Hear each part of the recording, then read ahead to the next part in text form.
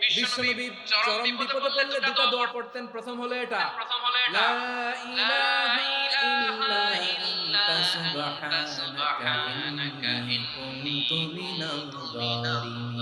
এই দোয়াটা আমরা বেশি বেশি পড়ব প্রিয় ভাই। রাজি আছেন? সবাই আওয়াজ করে পড়ুন ইনশাআল্লাহ। আমার প্রিয় ভাইয়েরা, বিপদে পড়লে বিশ্বনবী আরো একটা দোয়া পড়তেন, লা ইলাহা ইল্লাল্লাহুল আযীমুল হালিম, লা ইলাহা ইল্লাল্লাহু রাব্বুল আরশিল আযীম, লা ইলাহা ইল্লাল্লাহু রাব্বুস সামাওয়াতি ওয়াল আরদি ওয়া রাব্বুল আরশিল কারীম। এই যে বললাম, রেকর্ড হয়ে গেছে। এখন তো আর ইনস্ট্যান্ট মুখস্থ না হলো, পরে মুখস্থ করে নেবেন। আল্লাহ ছাড়া কোনো উপাস্য নাই, তিনি সমহান, মহাসহিষ্ণু। আল্লাহ ছাড়া কোনো উপাস্য নাই, তিনি সমহান, আরশের অধিপতি। আল্লাহ ছাড়া কোনো উপাস্য নাই, তিনি আকাশের মালিক, জমিনের মালিক, তিনি সুবিশাল, আরশের অধিপতি। সুবহানাল্লাহ পড়েন।